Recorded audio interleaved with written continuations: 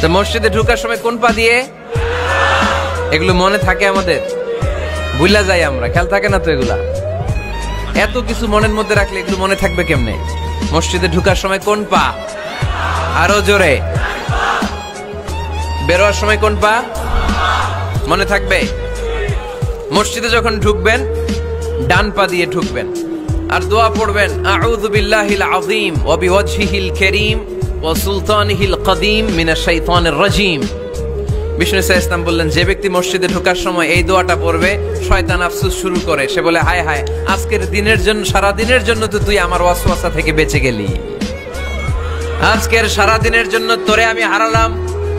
আজকের সারাটা দিন আল্লাহর পক্ষ থেকে প্রোটেকশন নিয়ে তুই বেঁচে গেলি। আজকের জন্য যা, কালকে তোরে আমি ধরবো। এজন্য এই দোয়াটা পড়ার দরকার আছে না? আউযু বিল্লাহিল আযীম ওয়া বিওয়াজহিল কারীম ওয়া সুলতানিহিল কদীম মিনাশ শাইতানির রাজীম। 4টা বাক্যের দোয়া। মুখস্থ করতে কষ্ট হলে যে ইউটিউবে চলে যাবে আজকেই, ওখান থেকে শুনে আপনারা মুখস্থ করে নেবেন। এই দোয়াটা পড়বেন, তাহলে ওই দিনের জন্য শয়তানের ওয়াসওয়াসা, টেম্পটেশন, প্রভোকেশন থেকে আপনি আল্লাহ তাআলার প্রোটেকশনে চলে গেলেন। সুবহানাল্লাহ পড়েন। তারপর আল্লাহর হাবিব বললেন, ঢোকার আগে আমারে সালাম দাও। পড়বেন, আসসালামু আলাইকা আইয়ুহান নাবিয়্যু ওয়া রাহমাতুল্লাহি ওয়া বারাকাত। এই দুইটা জিনিস যখন করে ফেললেন, তখন ডান পা দিয়ে পড়বেন, আল্লাহুম্মা আফতাহ লি আবওয়াবা রাহমাতিক। সুবহানাল্লাহ পড়েন। আল্লাহুম্মা আফতাহ লি, ও আল্লাহ আমার জন্য তুমি খুলে দাও আবওয়াবা রাহমাতিক, তোমার রহমতের দরজা। তার মানে মসজিদে ঢুকলে রহমত পাওয়া যায় কি যায় না? মসজিদে ঢুকলে পাওয়া যায় রহমত। মসজিদের বাইরে রহমতের কথা আল্লাহ বলে নাই, মসজিদের ভিতরে রহমত। কোথায় রহমত? কোথায়? মসজিদের ভিতরে রহমত আছে না? তার প্রমাণ, মসজিদে ঢুকলেই শান্তি লাগে কেমন জানি, আর ঘুমে ধরে।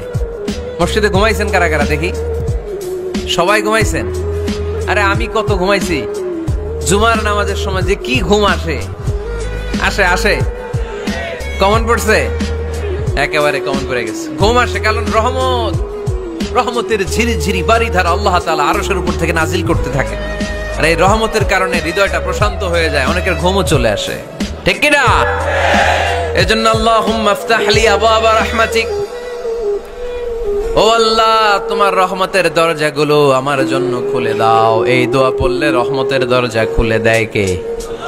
আবার মসজিদ থেকে যখন বের হবেন তখন কোন পা দিয়ে? জোরে বলেন।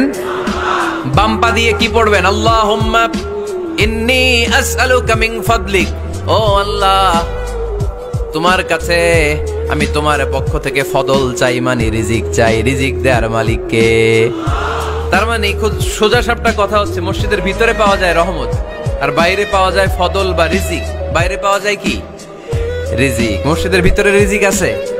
তার মানে সারাদিন মসজিদে বসে থাকলে রিজিক মিলবে। নামাজের সময় নামাজ পড়তে হবে, কাজের সময় কাজ করতে হবে। এটাই হচ্ছে ইসলামের বিধান। নামাজের সময় নামাজ, কাজের সময়। আমি প্রশ্ন করবো, আওয়াজ করে উত্তর দেন। নামাজের সময়, কাজের সময়। নামাজের সময়, কাজের সময়। এটা মনে থাকবে। এজন্য আল্লাহ বললেন, ফাইদা কুদিয়াতিস সালাতু ফান্তাশিরু ফিল আরদি ওয়াবতাগু মিন ফাদলিল্লাহ। যখন তোমাদের সালাত শেষ হয়ে যায়, আল্লাহর রিজিক অন্বেষণের জন্য আল্লাহর জমিনে তোমরা ছড়িয়ে যাও। নামাজের সময় আসবেন, নামাজ শেষ বের হয়ে যান। ফান্তাশিরু ফিল আরদ, জমিনে ছড়িয়ে পড়ো। নামাজ শেষ, চেয়ারম্যান সাহেব চলে যাবে ইউনিয়ন পরিষদের ভেতরে, ছাত্ররা চলে যাবে হাই স্কুলে, মেম্বার অফ দ্য পার্লামেন্ট চলে যাবে সংসদে, সেনাবাহিনীর লোকেরা চলে যাবে ক্যান্টনমেন্টে, ব্যবসায়ীরা চলে যাবে তাদের বাজারে, সিএনজি ওয়ালারা সিএনজি নিয়ে ব্যবসা শুরু করবে, রাস্তায় নেমে যাবে, চিল্লায় বলেন ঠিক কিনা? এটাই ইসলামের বিধান। নামাজের সময় নামাজ, কাজের সময়।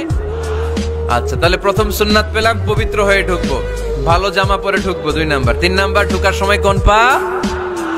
বের হওয়ার সময়। 4 নাম্বার, মসজিদে ঢুকেই 2 রাকাত। মসজিদে ঢুকে কয় রাকাত পড়েন আপনারা? তাহিয়াতুল মসজিদ। মসজিদে আপনি ওয়েলকাম জানাবেন, ঢুকেই 2 রাকাত করবেন, ওযু করলেই 2 রাকাত। আল্লাহর হাবিব সাল্লাল্লাহু আলাইহি ওয়াসাল্লাম মসজিদে নববীতে জুমার খুতবা দিচ্ছেন। খুতবা চলাকালীন সময়ে এক সাহাবী এসে মসজিদের মধ্যে বসে পড়লেন।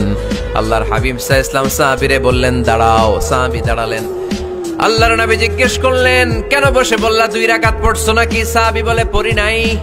বিশ্বনবী বললেন তাহলে তাড়াতাড়ি 2 রাকাত নামাজ পড়ে বসে যাও।